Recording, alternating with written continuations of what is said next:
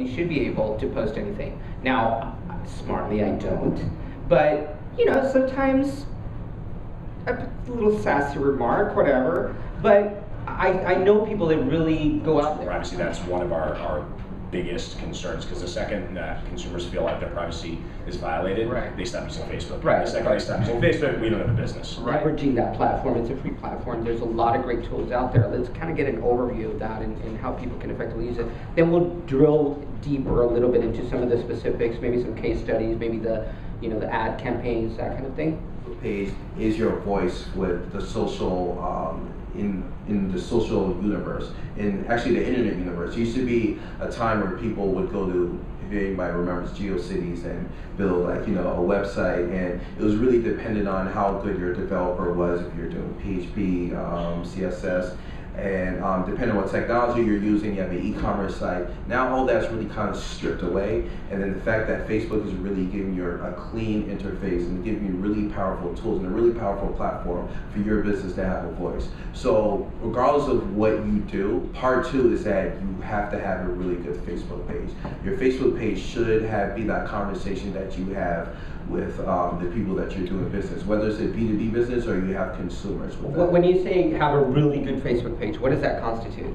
Well, make sure from a content standpoint that content is really king. That's something that we say. One of the verticals I work is in the entertainment vertical. So you just talked about a case study. We recently launched a Hangover 3 trailer, and that did very well from a video play standpoint. So the reason why that did well is because they had a really strong Facebook page. The Hangover had a really strong brand, updated the page daily. They had conversations. They used the tools that the page provided, the page tools that we have.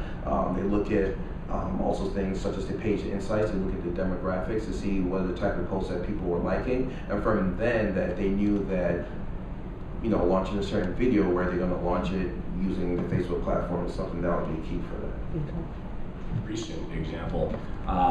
So probably, I want to say maybe 6 months after I started Facebook, sometime over the summer last year, 4 to 6 months after I started, my sister, who is works as with a recruiting company professionally. She's been looking to kind of branch out and consider other things in her career.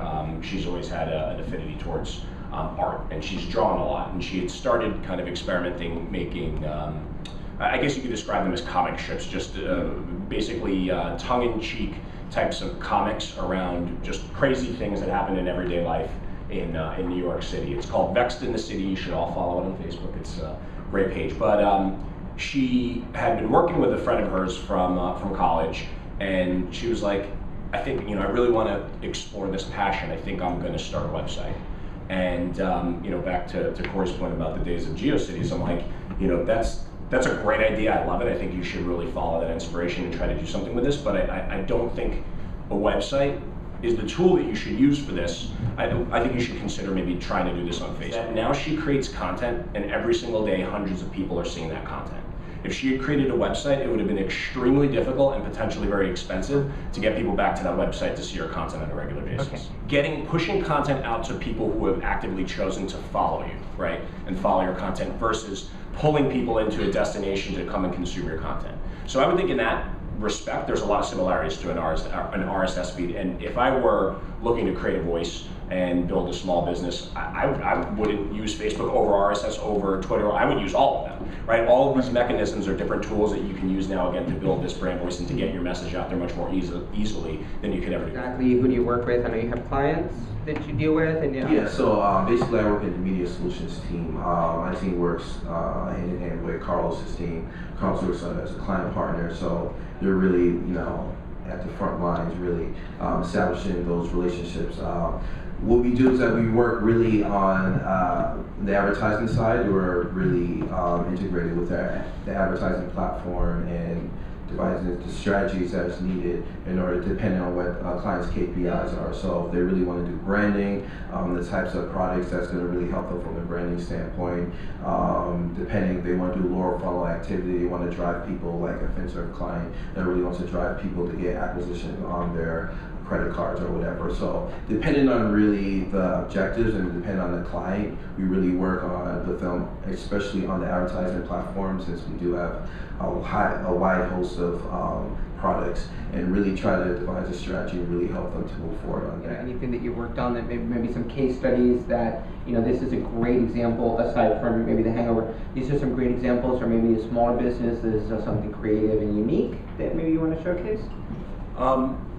Actually, I want to start with a bigger business, because I think they did a really good job of getting the basics right, and it drove incredible results for them.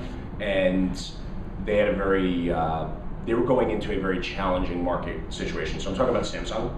Mm-hmm. So when Samsung launched the Galaxy 3S last year, they were going head to head with the launch of the iPhone. According to, I think Millward Brown did the last ranking of brands, it's the most powerful brand in the world. Consumers absolutely love Apple. Mm-hmm. So as a marketer, talk about being in a scary situation. I have to go head to head with the most powerful brand in the world, and they're launching the fifth iteration of their best, the best phone that's ever existed. That's a big challenge to really have to tackle as a marketer. So what Samsung did is they partnered really deeply with Facebook, but they really focused on using our core tools and doing it really well.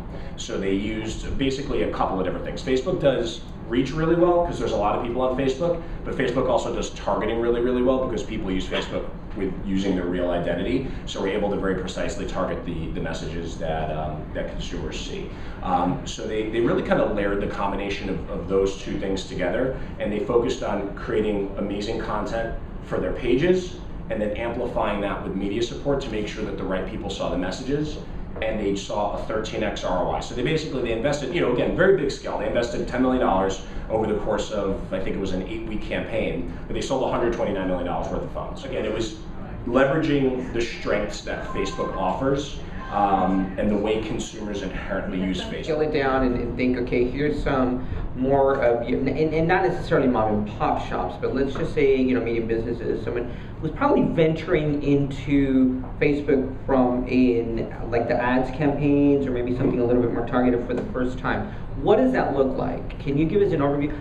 We've used it at HPNG. We've had some mixed results.